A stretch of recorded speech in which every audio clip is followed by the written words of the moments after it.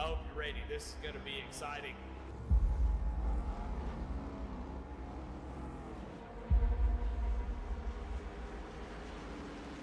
Here they got a restart zone to go. Green flag is out and underway.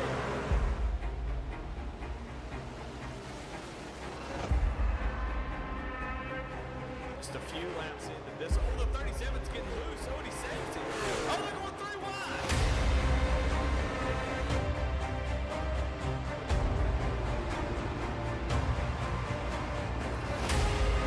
We've got a 5-way fight for the win of this race coming to 4 laps to go.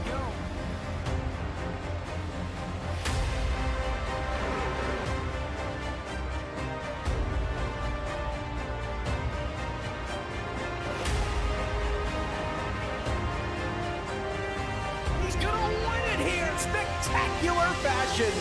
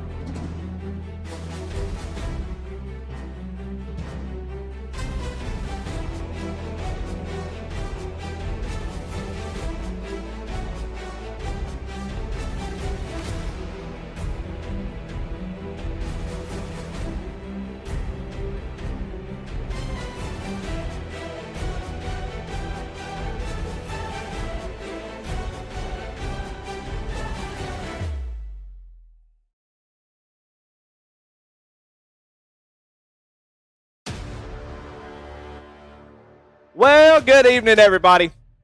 It's Saturday night. Golly, it's the Lincoln Tech IndyCar series here on V-Speed.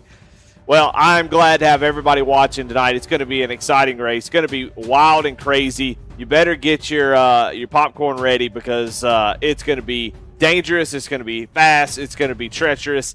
And I think there's going to be a lot of, maybe not just hurt feelings, but also a lot of hurt race cars. Fenders, the manufacturers for the front wing and the rear wings are going to get a lot of money tonight, I do believe. As we take on the Chicago Street Course, first of the street courses I do believe that we've done all season. They have a unique set of challenges, and it's going to be a fun one, an interesting race for sure. I'm Eddie Smith, and in the booth is joined with me is Noah Hogard. Noah, how you feeling tonight? Are you ready for this race? I'm feeling great, Eddie, and I am very excited for this race. I've been watching practice and qualifying now, and I'm really excited to see how these cars turn around in this track because I have never seen this track before until today, and it looks really fun. It's really bumpy, really treacherous, like you said, so I'm really excited to see how these drivers overcome this challenge of this track.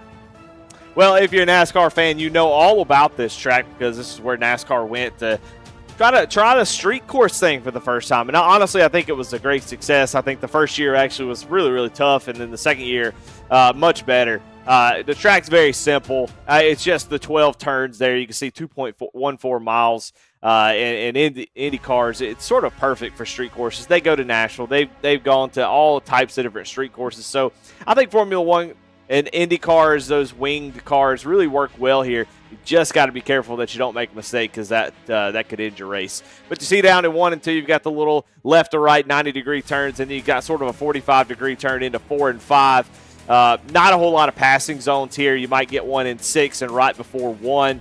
But then once you go through 6 and 7 and 8, you kind of go around a fountain area. It's really, amazing sights. That's sort of the idea of a street course. It's not about the track, but the environment around the track. It just puts on a beautiful spectacle. You can kind of see all the stuff that iRacing and NASCAR kind of put in the scan of this track. It's just a beautiful looking track on iRacing. It's just so cool to see this thing put out there. So we'll see how these guys do it. We got about 14 seconds before we get rolling here, which gives us plenty of time to jump into the Jam Printing and Promotions Pole Award winner And, well, if you don't know about Jam Printing Promotions, I don't know what to tell you at this point. Jam Printing Promotions has been with Goat Locker since the start of it all. They are a huge partner. They provide all the shirts and hats and hoodies that we all wear, we get, and that the web store has in the store, all by Jam Printing Promotions. They are a huge partner of Goat Locker and a huge supporter of veterans and their families, and that's why we love to have them around every single night. Well, let's take a look at who's going to be on that pole. Well, no surprise, your points leader, Mario Jacobellis, going to start on the front row with a 111.279 in qualifying. And second place, Wesley Burke with a 113.498. So you can tell there is a massive gap, at least through qualifying at the moment. Samuel Joseph going to roll off in third. Brian Provo going to start in the fourth position. In fifth, going to be James Silvers with Brendan McDonald in that sixth spot. In seventh, Corinne Smith with James Molyneux in eighth.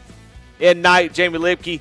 Bill Molefield is going to round out your top 10, and I'll shoot through the rest. Daryl Young in 11th.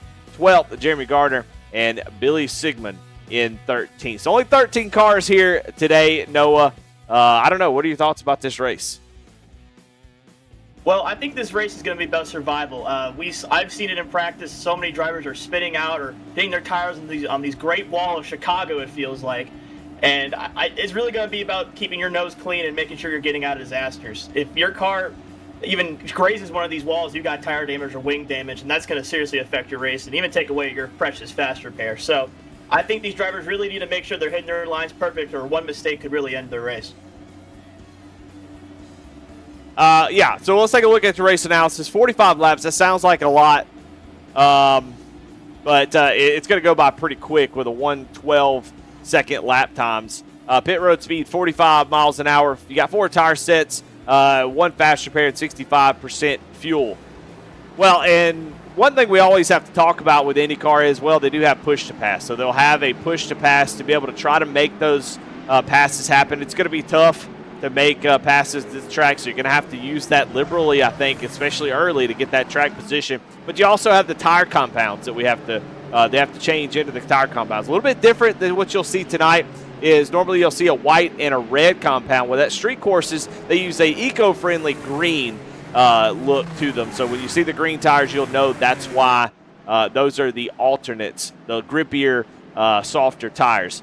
Pretty much the same tire compound, and sidewalls are the ones that are a little bit different, but that will be your faster tire. But I think that hard tire will be sort of your primary, which will be something that you'll want to have most of your time on tonight. I think those faster, softer tires will be a little bit they'll wear out pretty quickly.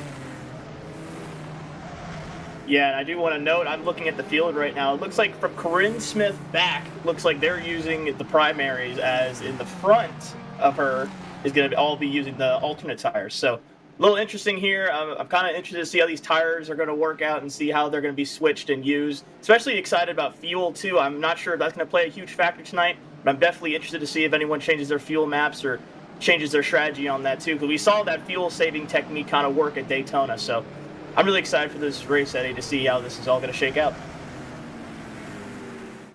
Well, you can see there on the ticker there, the alternates versus the primary. We'll look that up as the race goes, see who changes to what and when. But you can see a lot of folks starting on those softer tires to get a great jump, get a little bit of a head start, and then get on pit road as quick as possible and get those primaries on. I think those will be the tires to beat. The alternates really haven't played out in a lot of good ways here in this IndyCar series this season. The primary has really been sort of the star of the show. Well, as the pace car is getting ready to bring them down through, we're going to get ready to go green and go through the extreme scoring start zone.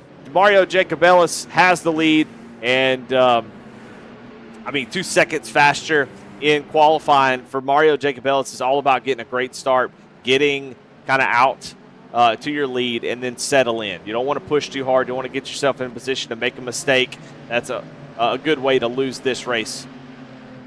Here they come. Pace car has pulled off, getting ready to go green here in the Lincoln Tech IndyCar Series. Mario Jacobellis brings them down, green flag in hand with Barney, and he waves it. We're green here at Chicago.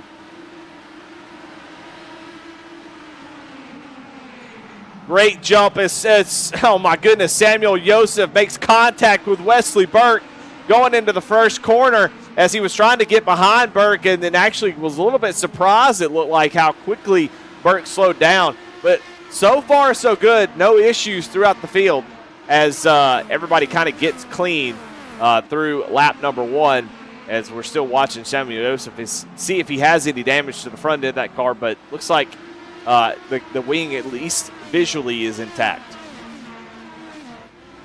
Yeah, just like I was talking about earlier, it's really important for these drivers to make sure they're not making those mistakes to get their car all damaged up with like wings and stuff. We saw that affects drivers last week at Daytona. When you lose that front wing, you're really out of control of your race car. So it's really important for these drivers to make sure they're hitting their marks correctly.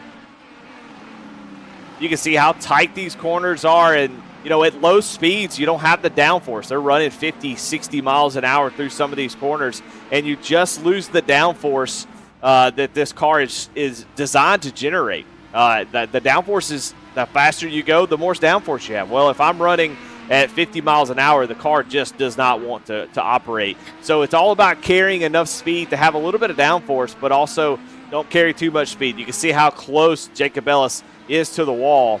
And then we'll go on board here with James Silvers and kind of give you a great look of what this all looks like. They're getting ready to go into the, you can see, just look how tight that is. There's really nowhere to pass, and he's going all the way out to the wall. And, these 90-degree turns, they're so difficult to time just right. There's so much time to be made here. You can see James Silver's actually going to miss it, locks the fronts up, and that's what happens. And you have to basically just stomp on the brakes, and that's going to allow Molyneux to get alongside. But James Silver's going to hold on to that spot for now, at least. Yeah, not to mention, Eddie, just the sheer bumpiness of this track is also a huge factor. I mean, if you would just hit that bump a little bit incorrectly or go on the throttle a little too quickly, your car could just go spinning in an instant. It looks like Molyneux having a little bit of an issue there. He had to go slow through that corner. Let's take a look at that replay and see what happened on board with Molyneux. As you're going to see, he's going to I think he missed the corner here. Following behind Silvers, you were talking about those bumps. Look how bumpy it is. Same thing that happened to Silvers. Locked up the front tire and able to get the thing back going. But scary moment there for Molyneux.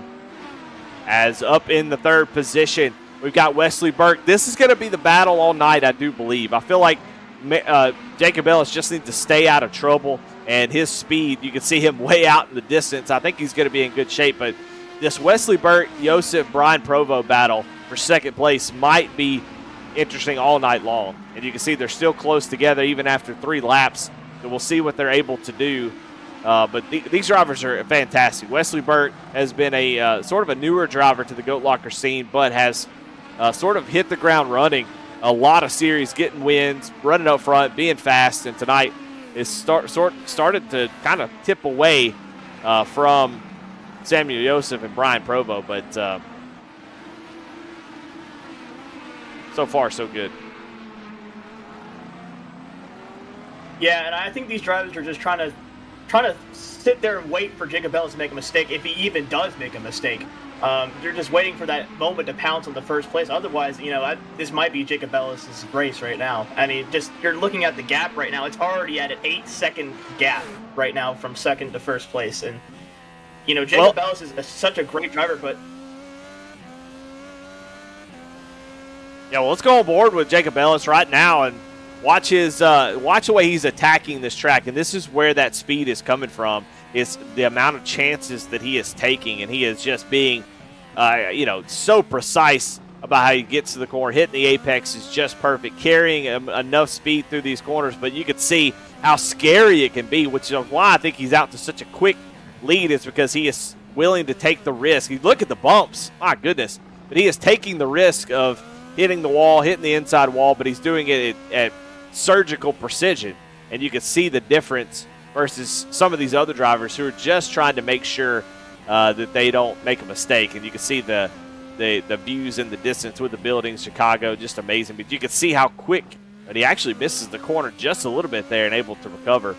Let's go aboard with Samuel Joseph and see what the difference is. I mean, they're lapping 2.5 seconds slower, and you can see why right there. A lot of slowing down for the entry, rolling to center, being real careful. Like you said, Noah, they're hoping that Jacob Ellis makes a mistake, but you can see where the time differential is these guys are just being more methodical about how they go into these corners, taking care of their car, and Jacob Ellis is just sending it.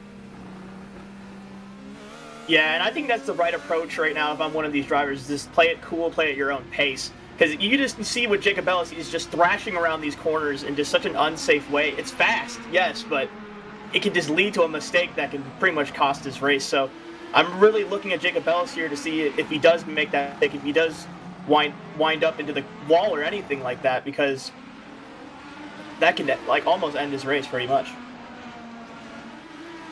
Yeah, it would not take much. Come down and get that fast repair or just a little bit of wing damage. You can actually get that replaced pretty easily. But right now, it's all about Samuel Joseph. Oh, and it looks like James Molyneux has had an issue on track. Let's go back and see what happened to him. He had that lockup earlier. Oh, man, and we couldn't see it. Let's see if we can back it up just a little bit more, but you can see the outcome of it for sure. Let's go on board with him.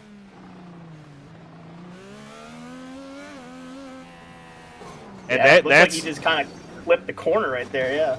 Yeah, that's what we've been talking about. That's the danger of trying to push that car a little bit further and trying to get every little bit of speed you can out of it, and that's what happens. So that's what we've been talking about. That's the danger of doing what Jacob Ellis is if you're not as skilled as he is. Now, he is so skilled that he can do it, and he is doing it really, really well, but everybody else, I think, is fine with their pace. And like I said, this battle has been unbelievable so far. Yeah, and we could be seeing with this pace, they could be doing a fuel-saving strategy like we saw at Daytona. Not really 100% sure how fuel is going to look out in this race, but I am curious to see if any of these drivers are running maybe a different engine map and maybe hoping that Jacob Ellis doesn't really think about that kind of fuel strategy. Yeah, that's I like where your head's at, but, man, it is not fuel at all, I can promise you, because Jacob Ellis is going to be able to get out to a massive lead, 14 seconds, come down pit road, get enough fuel. So there's no amount of fuel savings going to save you 14 seconds at 7 laps. So I think right now it's just about pace. Mario Jacob Ellis at one point will probably run into some lap traffic, and that will be interesting to see how he deals with it. But right now it's all about this battle for second, which is still going on between Burke, Joseph, and Provo. And Burke had pulled away just a little bit, but Provo makes a little bit of contact with the wall there. Don't want to make too many of those. I think iRacing in real life kind of give you a little bit of a leeway there, but you got to be careful with that. Makes a little bit of contact with the tires itself, able to keep going. But this battle for second is pretty incredible. All these guys right around the top 10 in points. Brian Provo second in points, and you've got Wesley Burke in fifth. Mario Jacob Ellis actually leads Provo by 2 points coming into this race. So, and Brian Provo gets loose there, makes contact with the wall, and that one might have hurt him pretty bad. Yeah, just like we were saying earlier, this one small mistake can just put you so much further back from the pack, and I'm not sure if he got any damage from it. I'm looking at it right now. I don't think that damaged him. I think his wing's a little bit scratched, a little dented, but I think he should be okay. But another mistake like that could really cost him. And it was the bumps. It was the bumps through that section of the track like you were talking about earlier, and it got the car a little bit out of shape. Just hit him just right, and it can send the car around.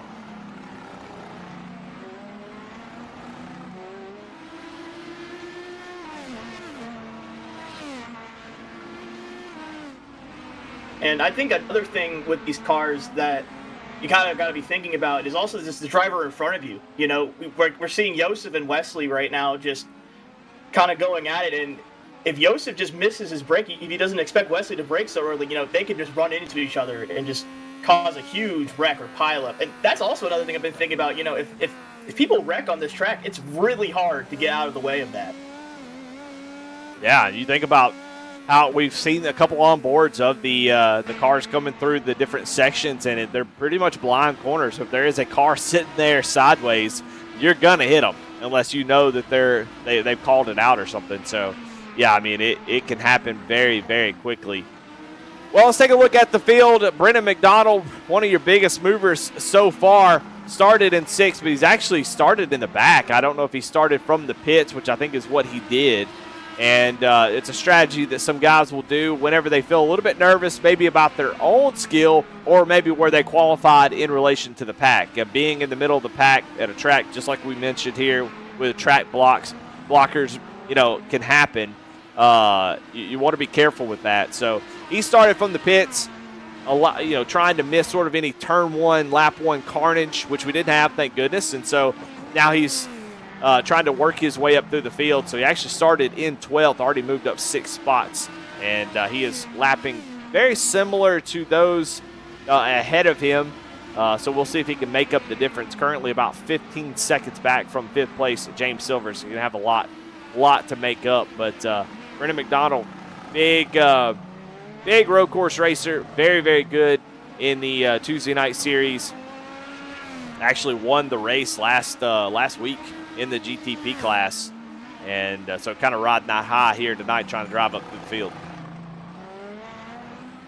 Yeah, and you're just comparing those cars, the GTP to the IndyCar, is just such a different beast. The IndyCar is.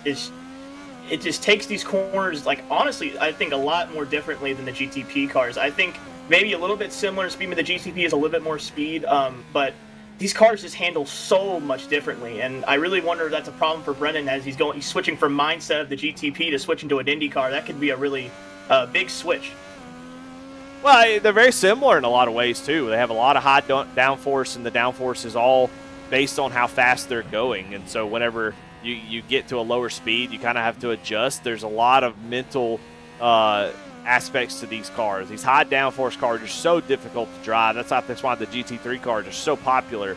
They just have a little bit more give. They're not so downforce dependent.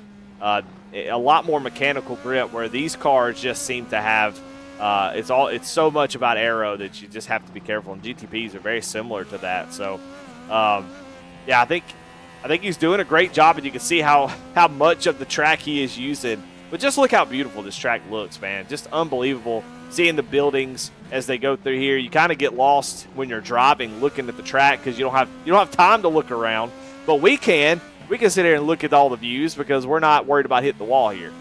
You can see that in the background. Just so cool what iRacing has done to detail this and give it that feeling of actually being in Chicago.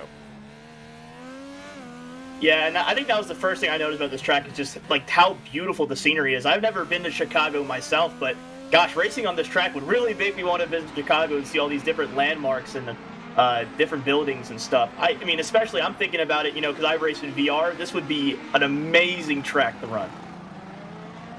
Yeah, I almost had an opportunity to go to the Chicago street course race, the last one they had, and just couldn't do it. But had the tickets bought and everything. Was looking forward to it. But they actually people will buy out, not buy out, but rent hotel rooms and rooms that overlook the track and actually watch the race from those hotel rooms. So really cool. These street courses, of course, this year NASCAR is going to San Diego, a naval base, which is going to be crazy to see. Excited to kind of see that how that goes. But these street courses have been fun. It's good to not do them every year because they are pretty difficult to pass. And what we're seeing here tonight, I mean, we haven't seen too many passes, but it's just a cool environment. Now, I think that's the important part of street courses. It's not really about the track.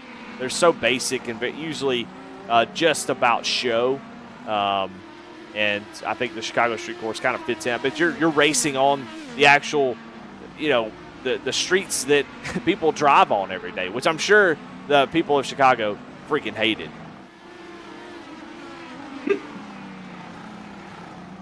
Lap 12 of 45. Still watching Wesley Burke lead Samuel Joseph. You're wondering where Jacob Ellis is. Well, he is 22 seconds ahead of second place Wesley Burke. We'll take a look at your push to pass. That's something that we talk about quite a bit. Nobody's come down to make a pit stop just yet, so we haven't seen any swap of tire compound. But, yeah, Jacob Ellis, obviously no push to pass, and you can see that number on the ticker is how many seconds they have of push to pass. So if you're Josef here, you can see he's used about 20 seconds of push to pass to try to stay in the toe of Wesley Burke. But, you know, that push to pass is to kind of help you set up a pass, kind of like DRS is in Formula One. The difference is DRS drops the rear wing down and gives you a lot less downforce, but a lot of top end speed. Where the push to pass just kind of injects more horsepower into the motor and gives you that power down the straightaway. So, oh, there it goes, Samuel Josef trying to make a move. He was on the push to pass, and you could see what we were talking about is Silver's trying to avoid him, but man, Josef can't do anything right now as that tire hanging off the front of the car. You can see it shaking around. Big contact for Josef. Go back here on the VC replay. Go ahead, Noah. And like you just see it, you know, you just missed that corner just by one mark, and your race, you know, it's just cooked at that point. I know you got the fast repair, but you just cannot make up the time, you know, you have on second and third place there from that fast repair for going in the pits. Yeah, and it, you know, when you're using push to pass, it can also kind of throw off your braking points. You're going a lot faster down the straightaway. Your top end is faster, so your braking point can kind of get messed up. And I think a little bit what happened there was Wesley Burke kind of locked up in front of Josef, and that probably scared Josef just a little bit, enough to make him have to adjust. And we're playing with such tight margins there that it's impossible sometimes, once you've committed to the corner, to make those adjustments and be able to do it safely. Samuel Josef coming out of pit road after that fast repair, gets everything taken care of. No caution, so he'll have to work his way through the field normally. And so bummer to see that happen. I thought that race was going to be pretty exciting, but Josef going to fall back to ninth position right in front of Corinne Smith and try to work his way back up there. Now, I don't know about pit road. I don't know if he can make it from here. If he can, that's great. That's actually a positive thing, but I'm going to guess he probably can't. So he'll have to make another stop for fuel. So tough night for Josef. But, you know, Noah, if you sit there and ride behind Burke, you're going to finish third. If you want to go for second, you got to push it. And we've talked about it till we'll continue to talk about it until we're blue in the face, that you got to take chances here. So now he gets to try to work his way up through the field. And right now he's looking to try to make a move, hopefully on Billy Sigmund. Yeah, and something else I want to touch on with the whole push-to-pass system, it is such a, like, because I ran the Indy Next cars on Thursday, and I experienced kind of push-to-pass for the first time. It's such an interesting strategy to use the push-to-pass and know when to use it and when not to use it and how you can save it for later in the race. It's really interesting to see how these drivers use push-to-pass in their different ways and strategies to see how they can perform well in the field with that. Well, it's definitely an economy for sure. I mean, you've got to use it.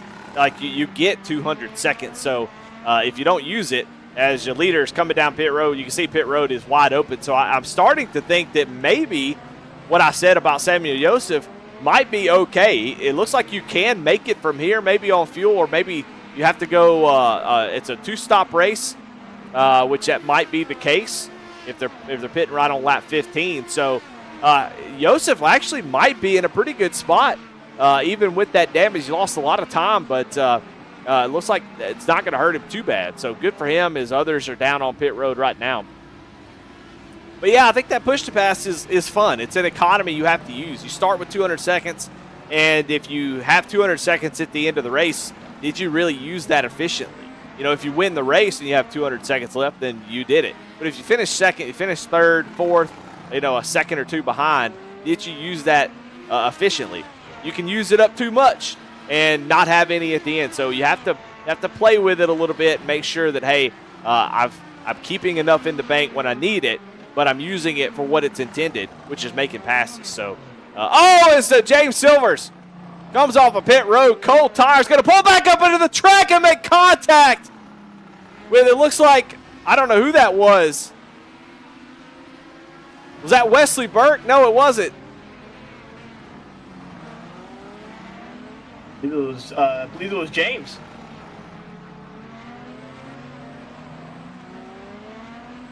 Was that Molyneux that they made contact with? I don't know who that was. Yes. Trying to find it out. Yeah. Yes.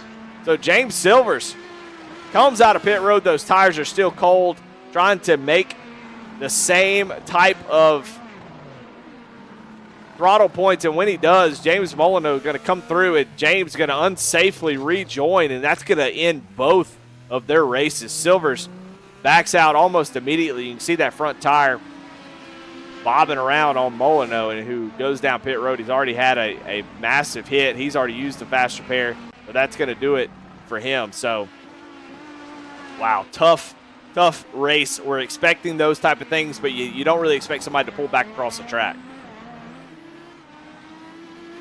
Yeah, and like we were saying earlier about these blind corners, it's something you just don't expect. You turn into the corner, you just see a car right in front of your screen. It's almost impossible to react to it. Well, back up into the second position, you got Brian Provost starting to put a little pressure on Wesley Burke. I think the idea that you're going to win this race if your name is not Mario Jacobellis is, it's not great at the moment. But you're always kind of wondering if Jacobellis is going to have some sort of issue. But 34 seconds, really, even if he makes contact with the wall, he can get back to pit road, get a fast repair, get out, and probably still have the lead. But if you're Brian Provo, if Mario Jacobellis is ahead of you in points by 2 points, and you finish second, he finishes 3 laps ahead of you, it doesn't matter. You still get the second place points, and you kind of stop the bleeding a little bit from Jacobellis sort of making up points on you. So it's important, I think, for Brian Provo to get this second position away from Wesley Burke if he can, to try to keep that bleed from happening on the points. Yeah, and I'm just taking a look at points right now. It's currently Mario Jacobellis is currently in the lead right now, you were saying, and Provo right there in second. Ryan Pendleton currently in third, with Cody Anderson only 1 point away from third and fourth, with Wesley Burke right now in fifth. So it's honestly a really tight point race right now. It's only 1 or 2 points separating a lot of the people here, 10 points separating second and third, but other than that, 1 or 4 points separating others. So it's really still a close-knitted battle. Yeah, and if you're Wesley Burke, I mean, you heard those names that were ahead of him in points, and they're not here tonight, so they're going to be able to make up some of those positions, maybe able to jump over them in the point standings. So Wesley Burke, also doing a really great job this season. And looks like maybe Brendan McDonald had some sort of trouble. Let's go back and see what happened to the one machine.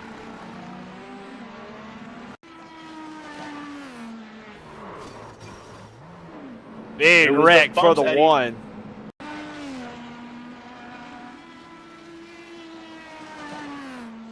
You're absolutely right. Same thing that we saw earlier. Those bumps just throw the car around, and you're putting so much pressure. Watch it again from in-car here. Right as it goes through that little carousel section. Look how much it's bumping. Yeah, I mean, just knocking the car up and down and throws the car around. And McDonald now going to exit out of this one. And I'm also looking at the cockpit view. I mean, just seeing the wheel, like his own steering wheel, just jerking around like that on the cockpit is just, it's just insane to me how these bumps can just transform your wheel like that to the right and left. On board Darrell Young, who had some sort of issue here, and oh yeah, you can see just completely missed it. And that tire. If you're wondering why that tire is doing that, why does that tire flop around? It looks like it's glitching out. Well, the tire is actually connected. It's got a thing to keep the tire. I don't know. You're not old enough to remember these things, but there has been races in the past where tires have come off cars, have flown up into the stands, and hit spectators. These tires and the speeds that these guys are going, they fly up, they bounce off these cars and fly up and bounce everywhere and start bouncing over fences and hitting people. So they did a really great job of making sure these tires don't come off and fly away, even if you make a bunch of contact. So they're just they're almost like chained on there.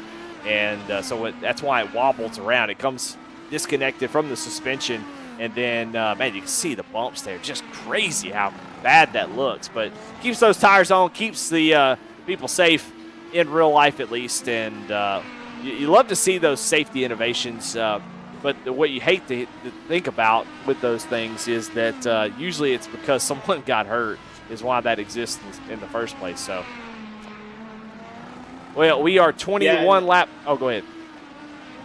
And I just wanted to say real quick, just touching on safety, another great innovation I know with these kind of cars is that safety halo around the car, around the driver's helmet there, to prevent head-like injuries when it comes to hitting the wall really too hard. That halo right there helps protect the driver and make sure his head stays intact as he goes to the tire barrier. Yeah, and a lot of people act like the halo, is sort of annoying, but in real life, your eyes kind of drown it out. A lot of your Formula One drivers and Indy cars have talked about that halo in the past. So, it's good for safety, and when we're driving, we really don't even notice it because your eyes are just your eyes kind of. Your brain drowns it out to the point where you don't even realize it's there when you're in the real car. In the virtual world, your eyes don't work like that because you're staring at a flat screen. So iRacing does give them the option to sort of simulate that by have the halo actually be sort of faded out a little bit, similar to the way the real-life driver would be able to see kind of through it because they have a little bit better depth perception. So pretty interesting how that works. I love the safety features. It's always good to see that these guys can drive at 200 miles an hour at some of these tracks and fly through the air and scrape across the track upside down and get out and, live to go home and see their families for the most part. Really smart people doing that kind of stuff.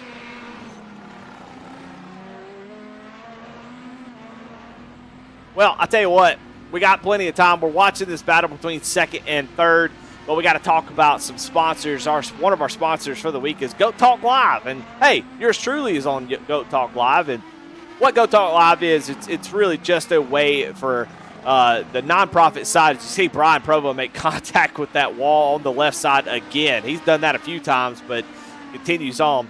But Goat Talk Live is really just a way for the nonprofit side to kind of get the information out there. Discord's a great place, but we have a lot of people that are Goat Locker supporters and support the nonprofit, support things that go on outside of the racing league. And Go Talk Live is a way to get that information out there. Let us spend a little bit of time talking with have people on to talk with our amazing sponsors, talk to veterans, bring them on, and other police, first responders. Have them on there and just have a great time. Talk. People in the chat are communicating with us. It's a great, great time. And that's on Thursday nights at 7 o'clock Central, 8 o'clock Eastern. And almost every single week, Goat Talk Live has been going. It's been a great time. We've had a lot of really good guests, and there's a lot more to come. It's going to be a lot of fun. But that's one of our sponsors. And the other sponsors, well, we've got so many. And I could sit here and talk all day about the sponsors that we have, and I may do that unless this battle right here starts to pick up. But Nasty's Restaurant and Bar, just a great little restaurant and bar outside of Hilliard, Ohio. Goat Locker has given away a sim rig inside of that restaurant and bar. There have been races that we have done here in the league, done at the bar. Just a great supporter. If anytime you're in that area, please go out and support them. Tell them that Goat Locker sent you. Order 2, 3, 4 beers, pass it around to some other folks, and tell them it's on Goat Locker. Just a fantastic sponsor. And then, of course, we gotta love Cruising Classics, man. Cruising Classics, another Ohio-based sponsor, but they have been with Goat Locker since the very beginning. They are an incredible sponsor. They sponsored the Next Gen Series for a while now. All kinds of series, has been a mainstay. One of the OG sponsors, if I do say so myself. Got an incredible showroom. If you're ever in that area, go check them out. Just great people. Great people, and that's what we love here at Goat Locker, is having great people around us.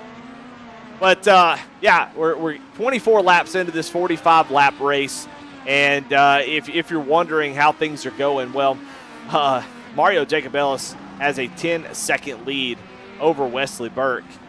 And we have completed sort of the first of 2 pit cycles. We expect everybody to come down in the next 5 laps or so. Now, I will say that Mario Jacobellis has lost a good amount of time here from the pit cycle. Had about a 30-second lead and now is just down to 10 seconds. So I don't know if he made some contact. He did. He has a faster pair. So while I was probably running my mouth, we may have missed contact with Jacobellis. We'll try to go back and see if we can find it. I don't see that on the board where Jacobellis had some sort of contact, but yeah, he did go down in pits. Yeah, let's see if we can go back and check this out real quick on the V-Speed replay. This was on lap 19. It's going through the section that's been biting a few guys. I wonder if it's the bumps. Was it?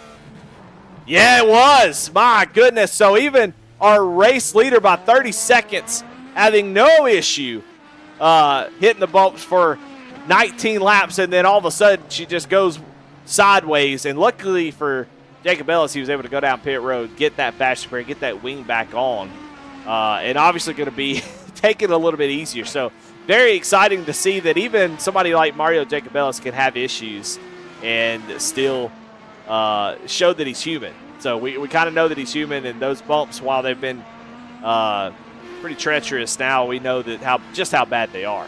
So, but with that being said, he only lost 20 seconds, which gives him still a 11-second lead. Now, looking at the lap times, he has definitely been a little bit more cautious the last few laps. So Jacobellis maybe turning down the heat a little bit, going, you know what? All right, it's time to maybe take a break from pushing it. I don't really need to. Now I've lost my faster pair, so now I'm in a situation where if I make a small mistake again, I don't have that in the bank, because he does make a little bit of contact there. Let's take a look at the track temp. Track temp's 102 degrees. That's not that bad. 67 degrees Fahrenheit ambient. 102 is not terrible. That's a pretty good track temp. You don't want a track to be too cold. It'd be the tires really just seem to struggle to get temperature in them and keep temperature. But a track like this, pretty good. As you get into the 120, 130s, you see he made contact again there, so he's got to be careful. But as it gets into the 130s, that's where you really start to get a little greasy with it. But see how Jacobellis deals with the traffic. Like that's Billy Sigmund going to move over and allow Jacobellis to kind of go on through like he should. And this is one of those tracks that, there's a lot of people who talk about, well, a faster car should just find a way around. That's what you should do.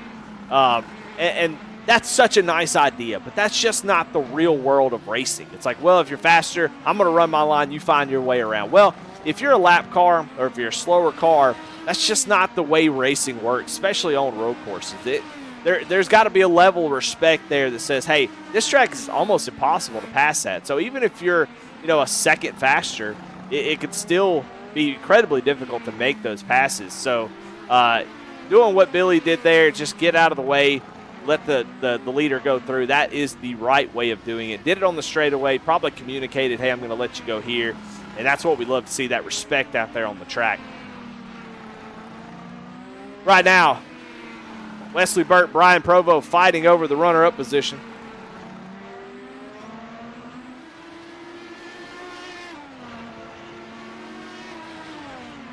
Let's take a look here at the push to pass and see who's got what. Provo down to 144 seconds, but we're just a little over 15 laps to go in this race. So expect to see him start to use that up quite a bit. And I think, the idea for Provo here is that he is right there behind Burke and has been for a while now. Just need to be careful, especially through this bumpy section as he makes contact again. But just be careful.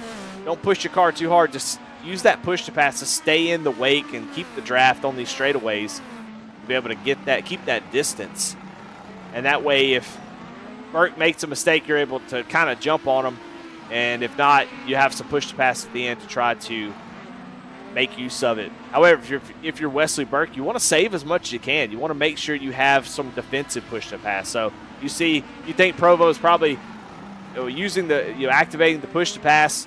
You might also activate it to keep the distance the same and not lose a time against that. So you're kind of watching your rear view, seeing if you feel like, okay, it seems like he's getting a little fast here.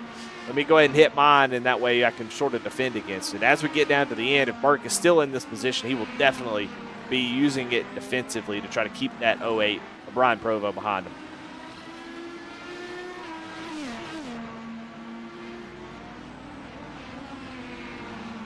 $15 laps to go. Expecting to see one more assuming that it's a two-stop race.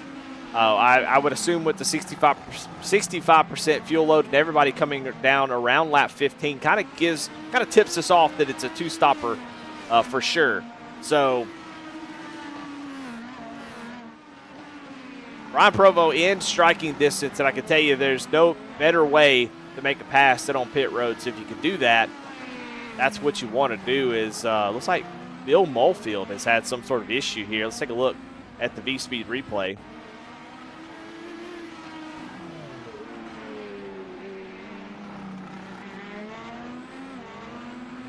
Got a black flag, so I don't know if the black flag is he had too many incidents or what happened. There is an incident limit in this race, so if you hit that incident limit, you do have to come and make a drive-through or stop in your pit stop. But no, it looks like he is doing some damage repair to that car. So Bill Molefield may have made some contact at one point and had to come down pit road to get that fixed, but he's still got the black flag. We don't know what that is. iRacing doesn't tell us the black flag stuff, but Molefield staying in it. Well, top four are still on the lead lap.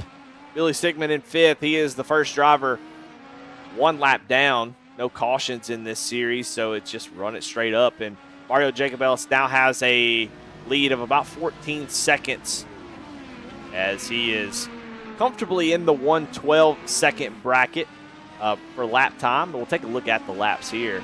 Last lap time, you could see the difference of why Jacobellis is so far ahead. Now, he was lapping, his best lap is a 111.7, so he's been running in the low to high 111s, or excuse me, low 112s to high 111s.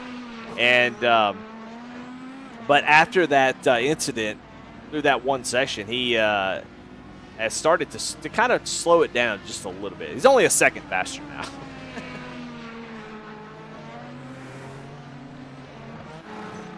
Second place, starting to pick up.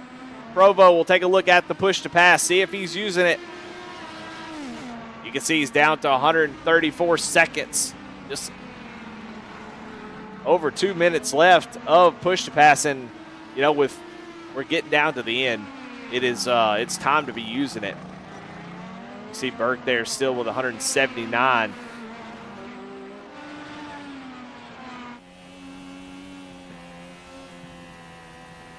Provo can catch up to Burke, but it's just so dang difficult. You get in the wake of the driver in front of you, even less downforce than you had before at these lower speeds.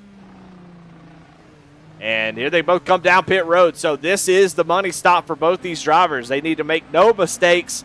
They don't need to slide through their pit box. These brakes are pretty good. You got a pit road speed limiter, so I don't think you'll see any kind of speeding or anything like that. But it's just now it's a roll of the dice. They're nose to tail. If what happens when you go down pit road, there's a set range for your pit stop time, and both of them get right into the box just right. There's a set range, so your pit stop can be at the lower or the higher side of that range, and it looks like Wesley Burke is going to get a great stop in his box. Going to come out of pit road and actually slide the rear tires as he's trying to get away from Brian Provo, but Wesley Burke going to hold on to the second position now as these pit stops have started. Mario Jacobellis already made his pit stop, and so that final cycle is now complete. And now we're going to see the finish here with just a little bit over 10 laps to go as Wesley Burke made a little bit of contact. This is where you don't want to make those mistakes. See Brian Provo on the push to pass down the straightaway here, trying to keep up with Wesley Burke, but cold tires We've already seen it bite a few folks so far in this race. Will that continue to be something that happens here? I mean, Burke is getting all kinds of pressure from Provo. Oh, and he's going to make contact with the wall. You saw parts flying off the 04. That might be all she wrote for Burke. We'll see if that damage was just visual or it's actually damaged as they go through that really tough section where the bumps are. And so far, Burke able to hang on to it. We'll see as they go down the straightaway if he's losing any top speed. Provo trying to strike here. You can see the red-hot glow of the brakes as Provo hard on the brakes, trying to carry as much speed through that section as he can. Down the straightaway, and here you go. You can see Provo hard on the brakes again, trying to make up every single tenth of a second as we get down to 10 laps to go in just a few laps. It's now or never. You're going to have to make it soon. A little bit of shakiness out of Provo. We'll take a look at the actual tire compounds here. That's position gain and loss. Tire compounds, you look at the difference. Provo is on the alternates, and he's going to make contact with the wall again. So these guys electing to go back to the alternates for this final stint. And the difference is that Provo is on the alternates, so the grippier tires, the faster tires, they'll wear out quicker, and Burke on the primary. So Provo trying a little strategy here to try to make up the difference. They make contact with the wall, starting to lose sight of Wesley Burke now. But he's got to do something quickly before that primary tire starts to take over later in this run.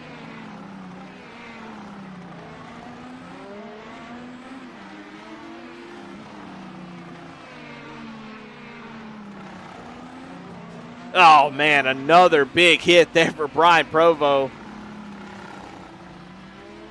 As they go around, I think it's Bill Molefield here in that 911 machine. And you can see Brian Provo starting to lose sight of Burke here.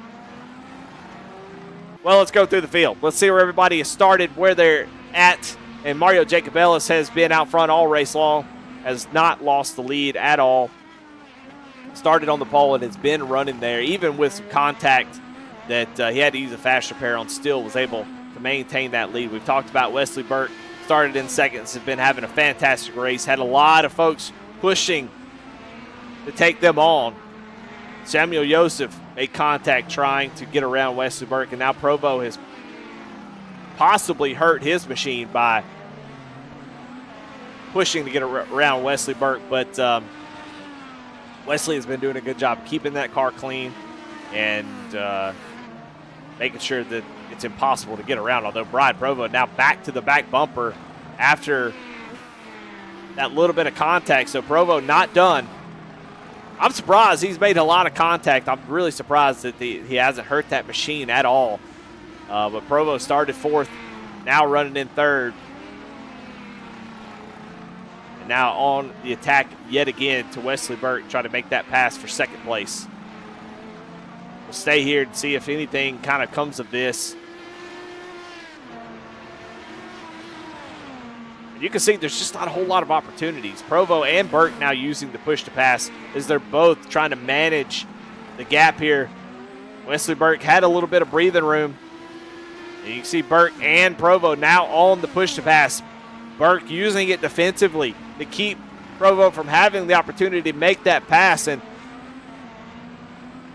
Provo is making up so much in the braking zone, but just you don't have anywhere to, you don't have anything to do with it.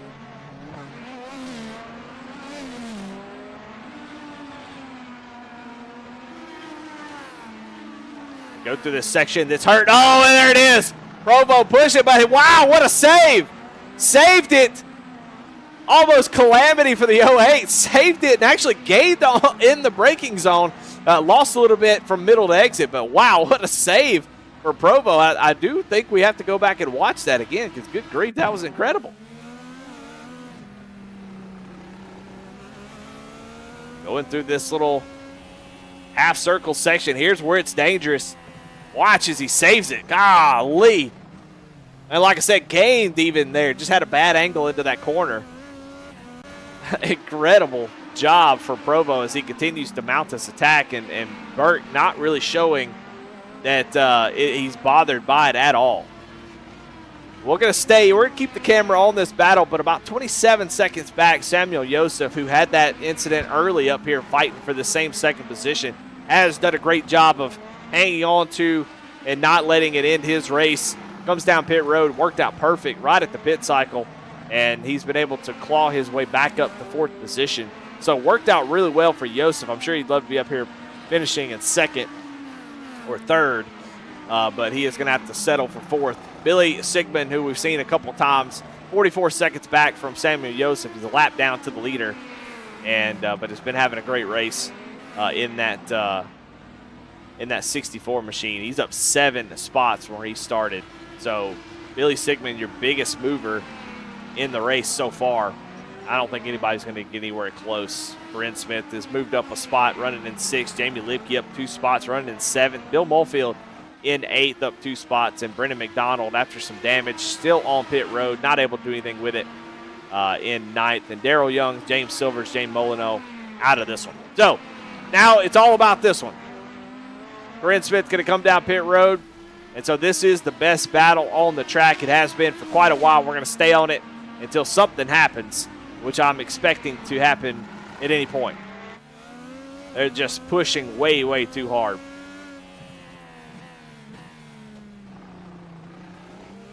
And we've watched this battle enough, so even as a viewer, if you're just not familiar with how all this stuff works, iRacing, racing in general, maybe you're just here to support one of your family members, what I could tell you is that you could see yourself, where do I pass? Brian Provo has been pushing the entries, but there's nowhere to pass on entry.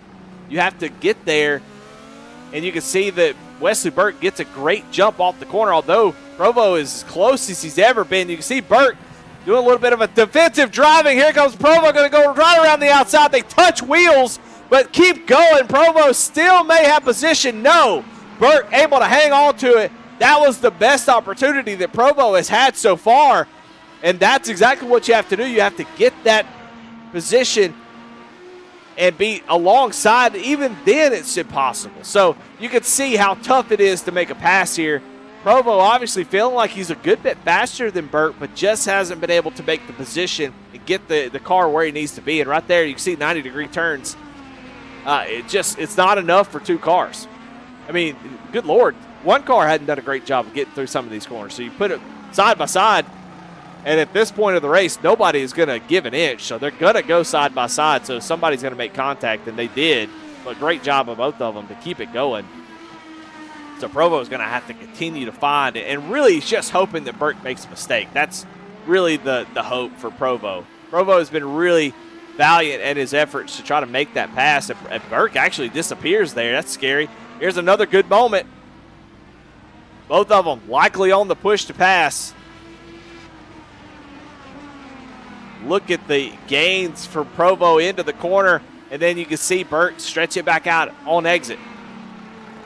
Burke being a little conservative on entry just to make sure that his exit is not compromised, and that way Provo doesn't get a good run on. Provo's got a good run right here. Might take a dive down to the inside. Not quite able to do it just yet, but he is right there if Burke were to make a mistake. Here's another great opportunity, but although Burke gets a great exit, I don't know. I think Provo is definitely faster. I just don't think without a mistake from Burke. I said it already. Burke being a little bit more conservative on entry to make sure that his exit is as fast as possible. And that keeps Provo from really making any kind of moves on him. So through this bumpy section, if you're Provo, you just got to keep it. You got to stay in that rearview mirror. You got to make sure Burke can't breathe. You got to make them nervous. Drive deep into their rearview mirror. Make them think you're going to hit. Make Burke miss his, breaking point. Anything you can do to try to throw him. You see, it looks like what Provo's doing is just trying to drive in there deep, throw Burke off a little bit, but Burke not wavering at all. Just incredible race here. How long can Burke keep this up? I'm telling you, it's unbelievable. And I'm actually a little bit surprised that the alternate tires are doing as well as they are. So I don't know what the call actually is. Track surface has a lot to do with that. I mean, you can go to some tracks and the primary will just be too good. I mean, especially like Daytona Road last week, the primary is just too good when you have so much load on the car. The alternates just kind of wear out so fast. But it seems like here is Provo going to make yet another pancake to the left side of that machine. Hasn't really been an issue so far. We'll see right through this scary section right here. Provo now out to back about 0.6 of a second. 5 laps to go. We still got a barn burner here. They only got 9 drivers, actually 8 drivers on track, but that doesn't deter Goat Locker from having some good racing, which is what we've seen for the last, 10 laps at this point. We've seen a couple mistakes from both drivers, but nothing that's going to end their race, just a little bit of contact here and there. And you can see games being played, trying to break the draft, trying to make sure that Provo can't get the run to get down to the inside. We'll take a look at the push to pass yet again. You can see both under 100 seconds now. Actually, Burke is down to 66. A little bit less push to pass. And you can see how much he is using that to keep Provo behind him. So Provo is trying to use it. You can watch it there as that number goes down. When they get on the straightaway here, you're going to see both numbers go down.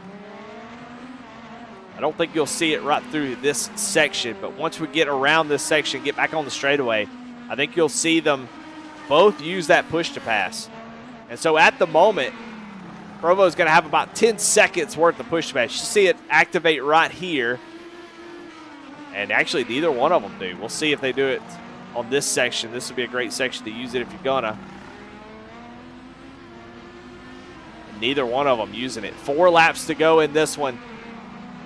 Provo and Burke still going at it.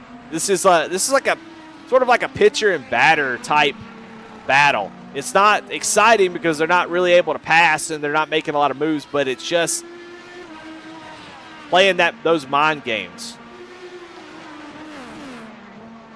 Brent Smith having some sort of issues on track, but we stay here on this battle. Not going to miss a thing. Both push to pass activated for both of them.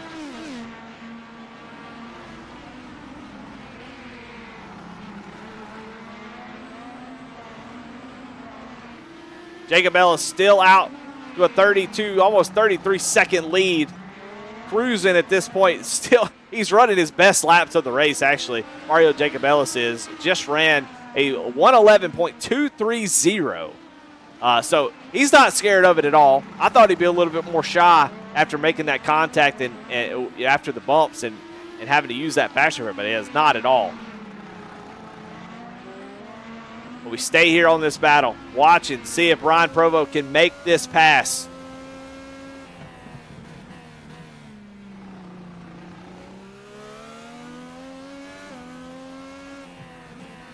Oh, gets so close. I can't tell who was more nervous, Burke or Provo, after that almost contact. Burke using push to pass. Provo actually saving it a little bit, so Burke burned a little bit right there. But I think they've got plenty. They could probably use it every straightaway. I can't believe that Provo is not being a little bit more liberal with it. There he is. He's going to activate it now. He's trying to save it and hope that Burke runs out.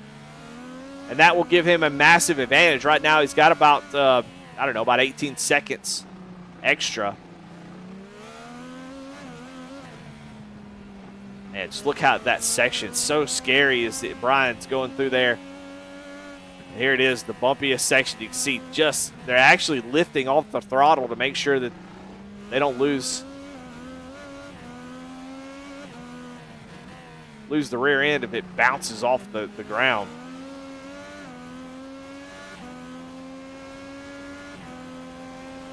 Two laps to go in this one. And cannot take my eyes off this battle. Burke down to 36 seconds. I think if you're Provo, if you're not using it every straightaway, I don't know what you're saving it for. You're about to run out.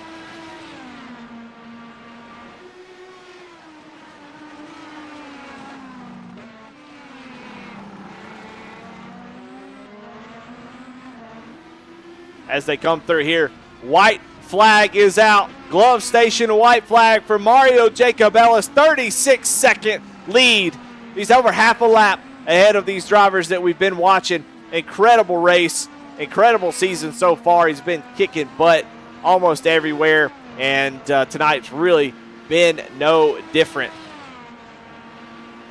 As he's going to lay down try to lay down a fast lap. He's running 1:12s to Wesley Burke and Brian Provo's 1:14, so 2.2 seconds faster is Mario Jacobellis, showing why he's the man, showing why he's the points leader. And tonight, attacking this track with some sort of tenacity that I haven't seen in a long time. Most guys are scared of this racetrack, but not Mario Jacobellis. And he's coming through the final few sections. Brian Provo has taken a dive, tried something. We'll go back and watch it in just a second. But we want to watch as Mario Jacobellis comes across. Checkered flag. Mario Jacobellis is going to win here at Chicago. Let's take you back to the Brian Provo incident and see what happened there.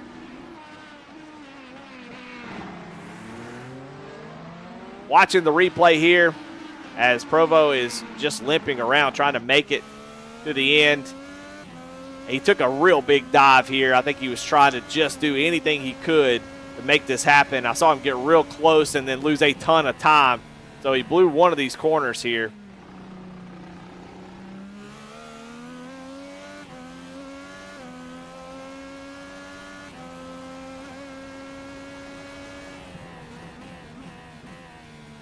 Well, I swear I thought it was going to be around here sometime, but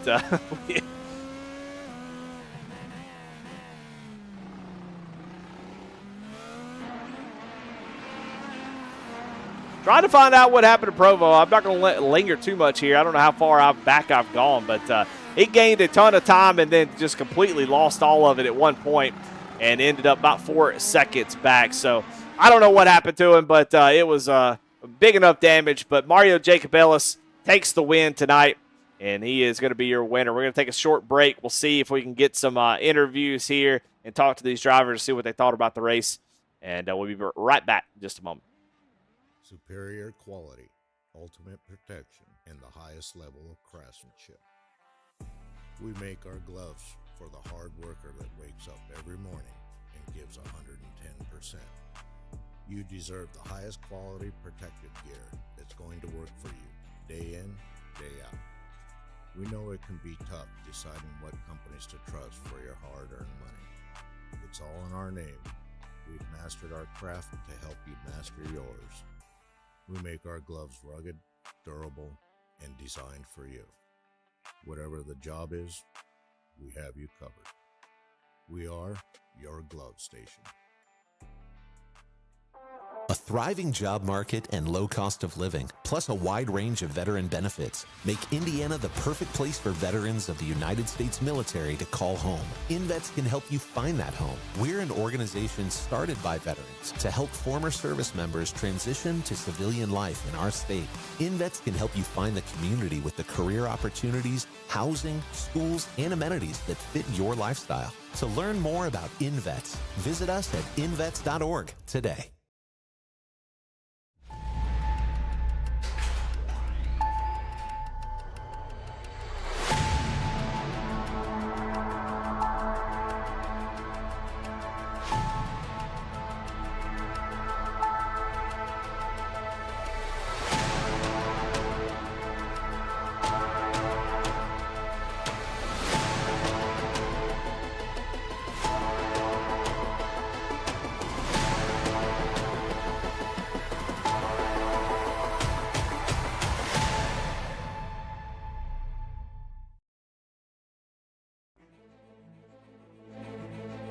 Well, we are back here for the finish of this one, where your race winner Mario Jacobellis took the win tonight. Let's take a look at your results and see where everybody finished here. Mario Jacobellis takes your top spot with Wesley Burke in second, Brian Provo in third, Samuel Joseph in fourth, Billy Sickman in fifth, Jamie Lipke in sixth, Bill Mulfield seventh, Corinne Smith in eighth, Brendan McDonald in ninth, Daryl Young rounds out your top 10. In 11th, James Silvers with James Molyneux in 12th, Jeremy Garner didn't start the race.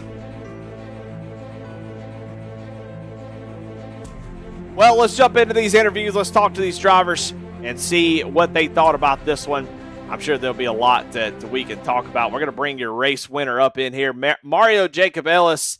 This is Eddie in the booth. Got a copy? Yeah, I got you guys. Well, amazing race. Great race out of you. This track is very tough. It's tough to be fast. You were definitely able to figure it out, lapping sometimes 3 seconds faster than everybody else, taking chances, getting every inch of the racetrack you could. Talk a little bit about what makes this type of track difficult and what makes it so rewarding when you can really nail it. I mean, street tracks in general are very high commitment from what I can gather, and this track especially with how bumpy it is. I mean, that's part of it. You kind of have to commit over the bumps, and as you saw that one time, I committed a little too hard after the carousel there and ended up taking my front wing off. So yeah, that's all part of the game, I guess. You just commit real hard, and sometimes you go over the edge a little bit, and you just hope you don't do that too many times. And that's all about getting lap time is, yeah, going over the bumps as quick as you can and hopefully being able to keep control of the thing. Yeah, well, and I'm curious though. After that incident, I thought you would kind of back it down, and I think maybe you did for just a few laps. But there at the end, you were setting your fastest laps of the race.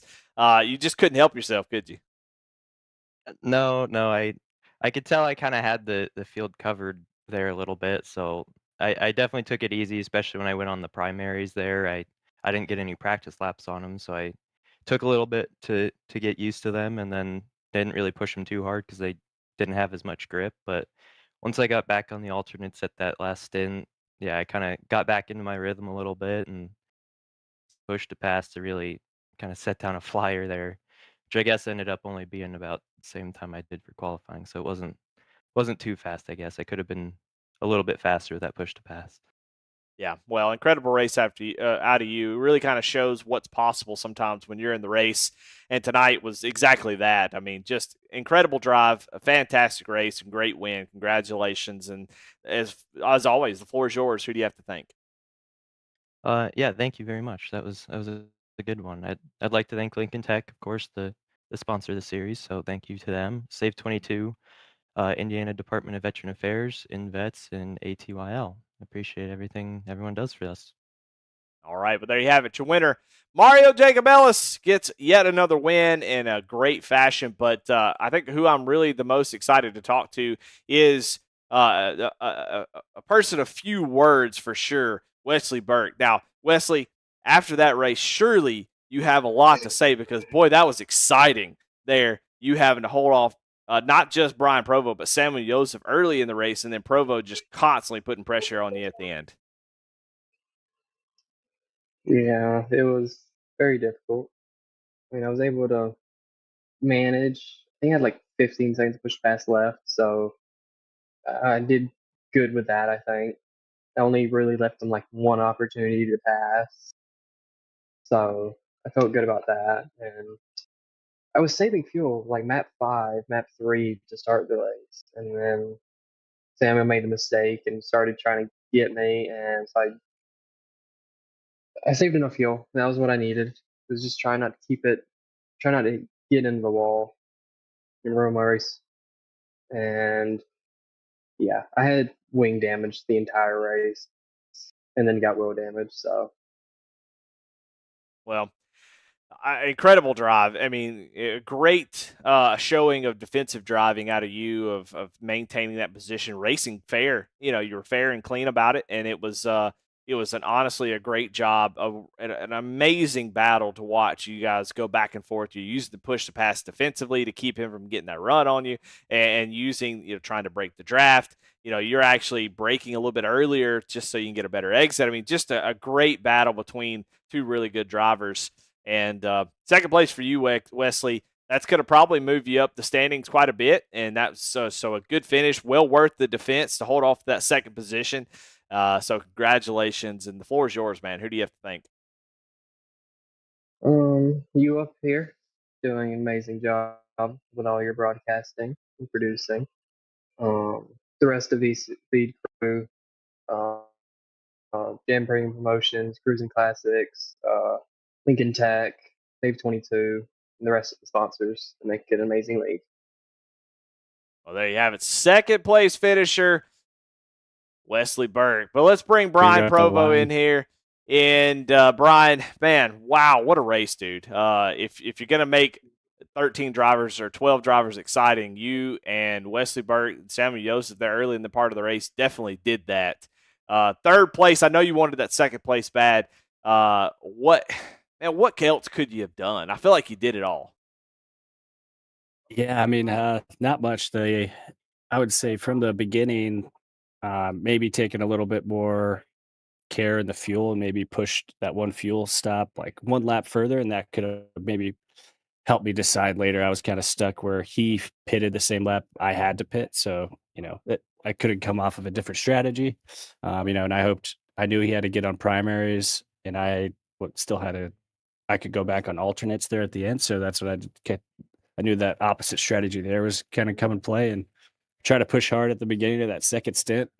Made a few mistakes, clipped the wall, slowed some my time down, and just try to keep pressure on him to hopefully, force him into a spot where he either makes a mistake or I'm able to capitalize. And, we had one chance there, but outside that, Wesley ran a clean race. It's hard to pass there, and he made it harder. So couldn't get it done. So kudos to him. Well, regardless, it was still an amazing battle. And, for a lower car count race to have two drivers battle it out for the last 15 to 20 laps is pretty amazing. So, hey, look, we'll take it. I love it. I think it was clean racing. You had that one opportunity. You got the run down to the inside, just couldn't complete the pass. Looking back on that, I feel like you did everything right there, and you did everything you could. Just the way the track it kind of runs, you kind of would need Wesley to sort of kind of maybe cut you a break there almost to make that pass. Yeah, it was that weird 50-50. We can either both try to send it in there or, the other guy gives the spot. And I felt like I was in the least advantage or in my head at that time. And I just, slightly lifted and hoped, still knowing we had 6 or 7 laps left and hopefully we could keep battling the rest of the time, which we did, and just never had another opportunity to get side by side with him. So, but over than that, obviously Mario lightning speed up there. So we all got to figure something out to catch up to that guy. Yeah, well, I mean, look, second, third in the race, but number one in our hearts, you two tonight, because you guys put on a hell of a show. So congratulations on a great finish. I mean, it seems like these battles are going to happen all season long. Just been incredible. So, man, the floor is yours. Who do you got to thank tonight? Yeah, obviously, big shout out to Lincoln Tech for supporting this series for past 3 or 4 seasons of us here, and iRacing, MK Fire Design, Sim Motion, Harpoon Designs, and Zach Graphics. And then also shout out to Cruising Classics, probably already said before, but they're on the side of the car, so gotta give them a shout out. They're out in Ohio. If you're looking for any car, make sure you hit them up. Then obviously my family for supporting me and everything I do. All right, well, there you have it, your third place finisher for the night, Brian Provo. And man, I tell you what, that was a fun one. A lot of fun, a beautiful track, great scenery. You can see the views there. And Chicago put on a great show tonight, even with a smaller field. That's what the IndyCar Series does, man. They just do a great job. Well, look, if you're wanting some excitement, well, I got you some. Yeah, it starts next week. Chicagoland on the Oval on Valentine's Day, by the way. So kind of crazy for that. So we'll see if there's any love lost next week in Chicagoland. So we're staying in the Windy City. We're going out into the country just a little bit and going to Joliet, see what's out there. And, man, that'll be crazy. Be a little bit of bumpy out there too, but you'll see some really fast racing, a lot of fun. And then we go to Pocono right after that, which will be just a blast. If you love Indianapolis, you're going to love Pocono. Very similar how that races. That'll be a lot of fun. Then we go to Watkins Glen, Richmond, and then Coda, Road, Atlanta, Suzuka, and Homestead, Canadian Tire, Long Beach. So we'll have another street course in there. And then your season finale at Indy. Boy, I tell you what, we're just not even halfway in. We're just 4 races into this thing. It's already been exciting. Cannot wait to see what these ovals bring to the table. You got one oval and then you got a triangle, I guess. So Going to be a good one. Can't wait to see how it plays out. Lincoln Tech, thank you so much for being a part of Goat Locker Racing, being part of this series. If you are looking to further a career, I'm definitely looking to. So I need to reach out to Lincoln Tech, see if I have a local Lincoln Tech around me. But if you're around the area of Lincoln Tech, if you want to better yourself and you want to go back to school, do something, or if you're a young cat and you want to go to school, Lincoln Tech is where you want to go. They are a great partner, great school, one of the best in the country, and we love them. So, well, that's going to do it for us tonight.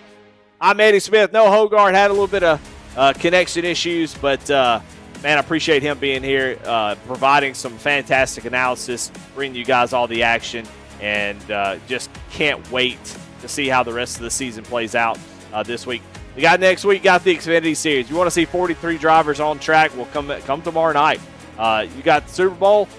I don't know what Super Bowl. You could tape that. You can watch that later. Come watch us live. That's where you want to be in the Index Grand National Series, I guess is what we call it. But I'm Eddie Smith. Y'all have a great night. We'll see you next time.